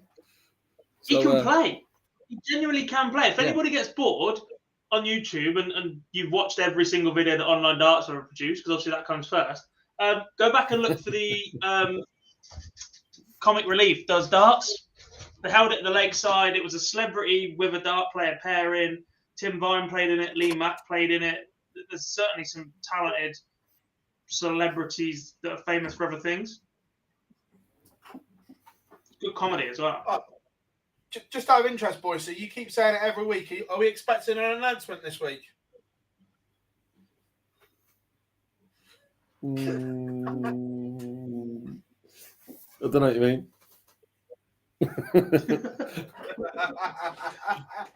Mystic Ned has gone to sleep. For once, you're not confident, are you? No. I'm not confident now. We've had too many announcements recently. We don't need any more. Yeah, about that. I don't know what information they've provided us, but we've had announcements.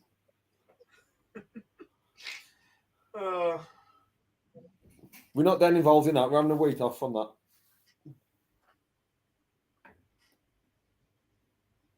Are we? That's a shame. I'll drop the Mace interview tomorrow then.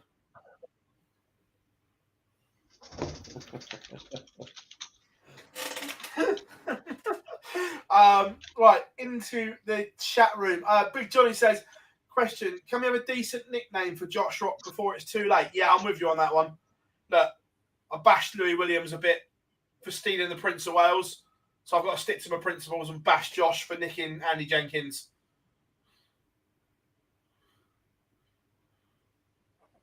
Yeah, but at least Josh's is his name.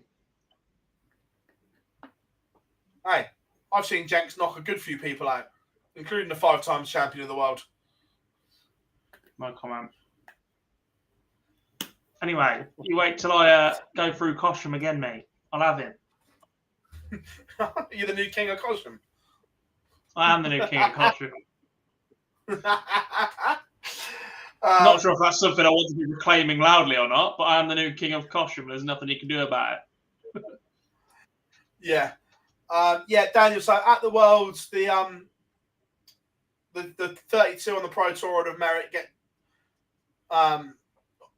you want to be seeded so you get a bye to round 2, and then the rest it's drawn out international qualifiers. Then the seeds come in round 2, and so on until MVG goes on and wins a 4th world title.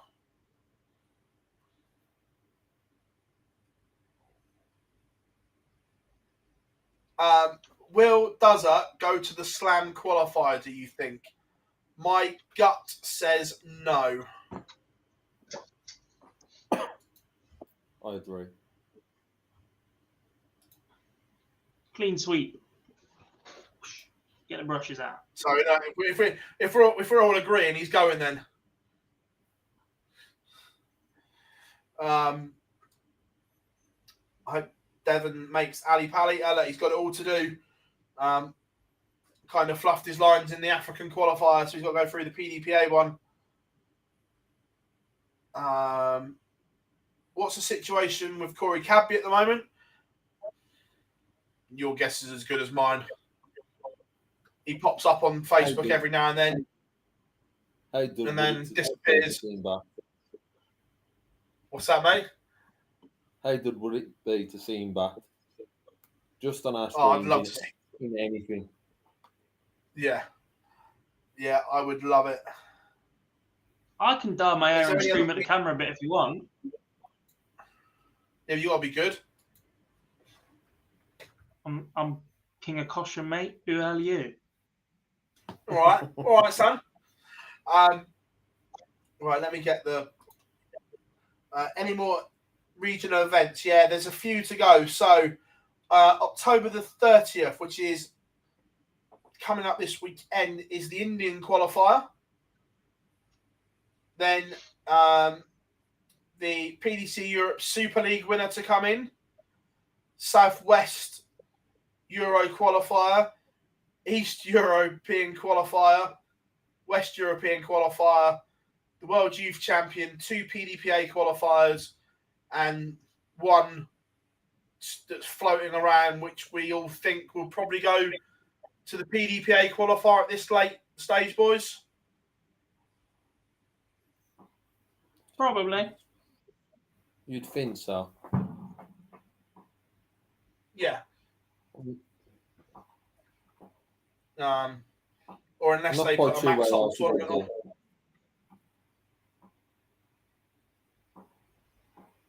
Other than what you just said. Yeah, other than that, no. No, look, I think it'll be the PDPA qualifier. We get an extra place.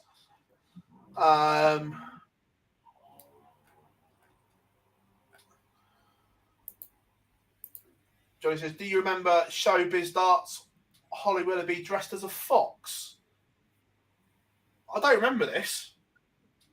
I don't, because if I'd seen it, I would remember that image. Yeah, I was say I'd remember that as well, and I know I. Just out of interest, Johnny, what channel were you watching? Was this That Darts is one on hell of a Naval? dream. That is one hell of a dream. Really glad I'm telling you. Jamie says, is Lee's chair gradually getting lower and lower? Yeah, he's just sinking into the depths of the chair. Yeah. I'm not uncomfortable, that's what it is.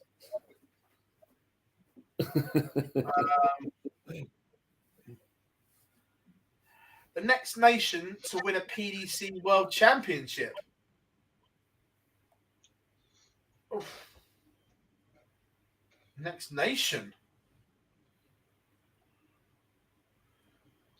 Is it too early to go Northern Ireland? You know what? I was thinking that, but I didn't want to say. It's them or Belgium, isn't it? Let's be honest. Yeah, Back-to-back World Championships from Northern Ireland from April to January. Don't know what you're on about, Boise. Yeah. Couldn't resist. Johnny says it was on Challenge. You know, It was only- good. gonna go Right, honest. no.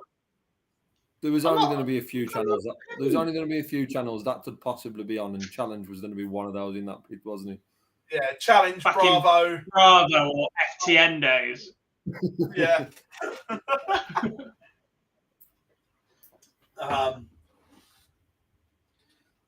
Bob says, any more players in danger of losing their tour card? Look, there's loads. So, in terms of high-profile names, do we think, is Devon safe on 68 grand?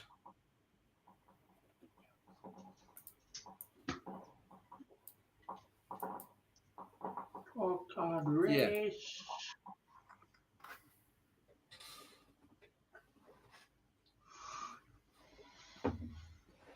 Has he got anything else this year other than the 2 Pro Tours? He hasn't, has he? 2 Pro Tours in the world. He's not in the world. Sneaks in the Slam qualifier, then yeah.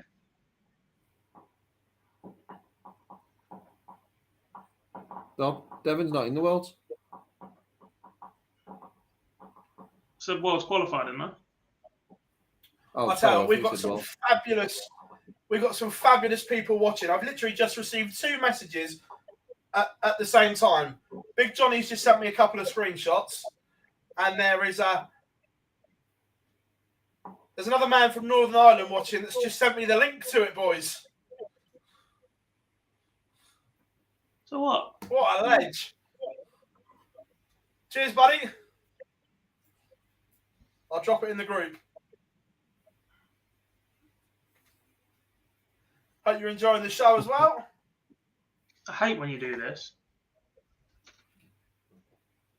Now I get paranoid about calling people crap.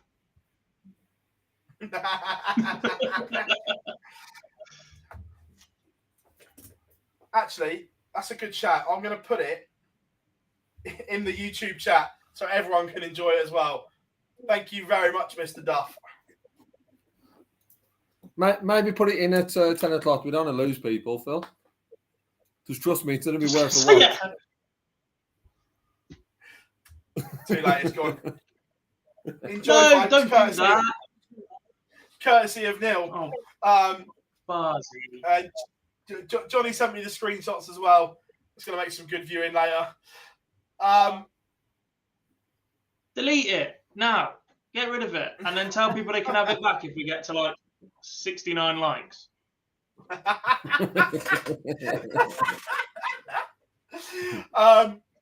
Right, I'm trying to think about. Oh, right. So, are we saying Devon's safe on 68k? Yeah, for this year.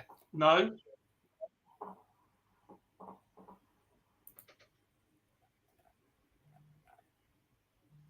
No. I think so, yeah. Chat room, is Devon safe on 68k? What do you think? Has Ryan Phill qualified for the match play yet? No. That's definitely a nibble. Gob's jumped on there. No. But anyway, big names in danger. Neil Zonderveld, Scott Mitchell, Willie Ball and Jeff Smith in huge danger. Gowlass in danger. Dozer, Adam Hunt. Jeffrey does one. Stick a fork in him. He's done. John Henderson, Max Hopp, Boris Koltsov. I feel a bit for Boris. Not all his own doing, but going to lose his card. Baggish, GG, Steve West, Barry Van Peer, Jack Main. World of trouble. Yeah. So yeah, some big names.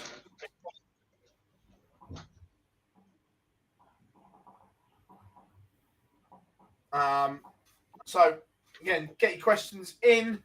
We've got 10 minutes or so to answer the rest of them.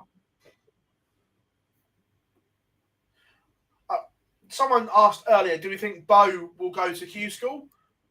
I think a lot will depend on the announcement of when and if there is a WDF Worlds. I may have seen this wrong. Wasn't the winner of the Andy Fordham Memorial Trophy Cup? I don't remember the exact term it being what it was called this weekend, but wasn't the winner of those both having their tour time dues still paid for? Possibly, I don't know. Wow. So that would mean the opportunity is there for both Richie and Bo.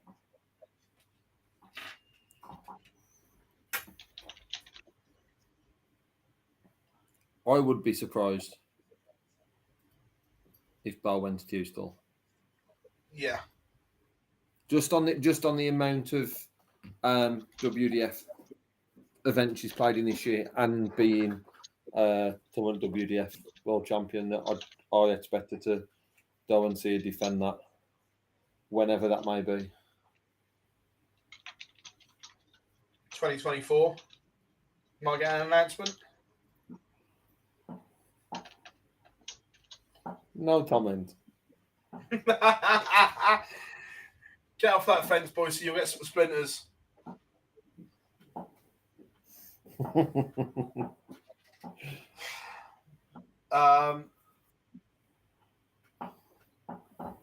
Johnny, I don't know. That's a good point.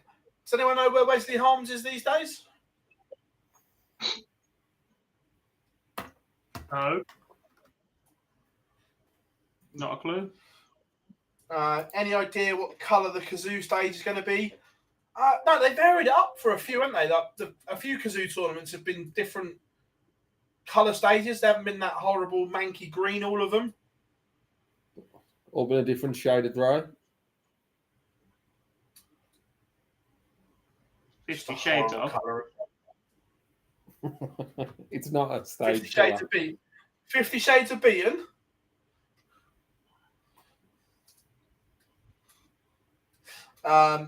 Joker says, how good would it be a World Series event in Ireland? Lads, Phill, get your contact. Oh, I would love a World Series event in Ireland. I'd definitely be up for that. Why not? Yeah. It's cold over there. It's all right in the summer. I mean, I went to Belfast in December, but it was freezing. Yeah, I'll be Flight was up hot for as it. well. The flight, Yeah. by the time you're going up, you're coming down. But nothing will Not beat our just flight turbulence like that. Yeah. One of the Nothing will old beat our propeller. Our flight home from Belfast this year was in the middle of that storm. Yeah. Do you remember it? Honestly, literally, our plane was full of PDC staff and security staff just trying to get home. It was horrific. I'd have stayed. Wouldn't have done it. Anderson, I'm doing his Bublé impression yet. Christmas is coming. He should either walk out of the world to Bublé or the Coca-Cola advert song. All I Want for Christmas, Mariah Carey. Yeah. Back.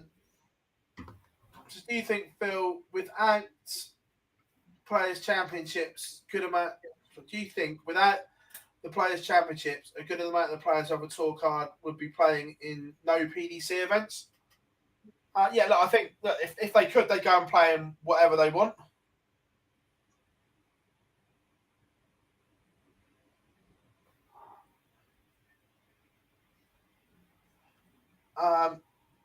To be fair, Jamie, I think Matt answered that question really, really well, that they want to come back to Ireland, but it's where they go.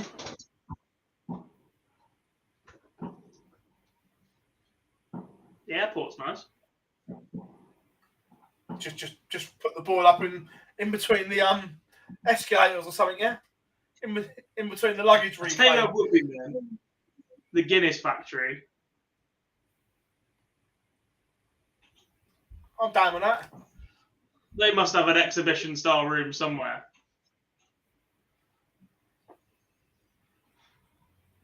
Yeah, I'm up for that.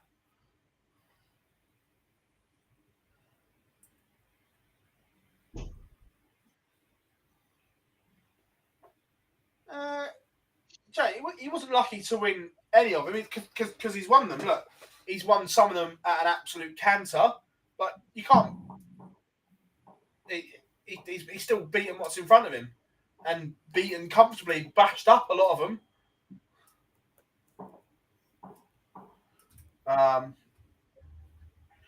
If anything, the question is probably lower around is how many was he unlucky not to win? Barney for one. Well, yeah. Look, you think as Matt Edgar said, and I think his video is titled exactly this way: the hand gesture that changed darts. Yeah. Leave that one there because I'm just going to plant one on top. Mm-hmm.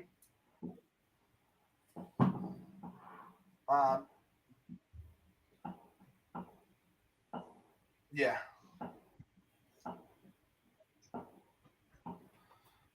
What else have we got? Aaron says, cheers, fellas. Cracking show. Our pleasure, my friend. Our pleasure. Like we say, lots and lots going on. We've got interviews galore going to drop over the next few days. Wait a minute. 1, 6. I reckon we've got 10 interviews to get out before Thursday. I do some work then, Philip. Yeah.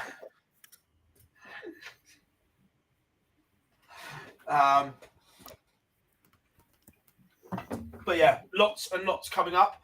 So if you haven't yet, make sure you subscribe to the channel. Players non-playing championship, European Championship this weekend, which we will be at.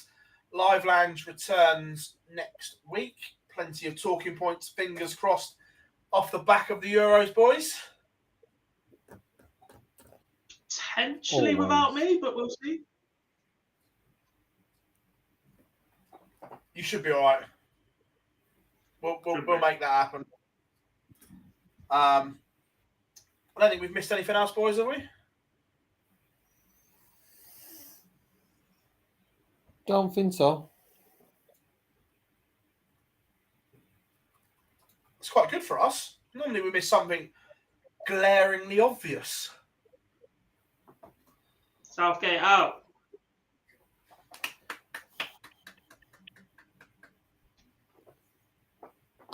Get rid of it. Right there, boys. Like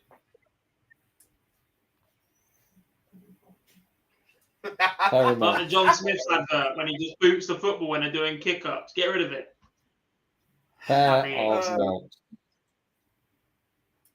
Ben, we missed the Northern Cyprus Open. Tell a lie, I know he won the women's event because I saw it on Instagram today. Casey Gallagher won the women's one. Yeah, I don't know who won the men's.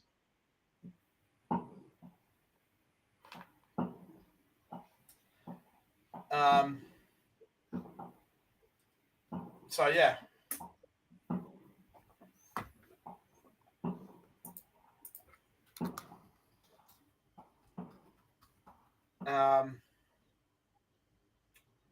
But yeah, right. I think that's just about done. First of all, thank you very, very much for your support. As always, belting to our show.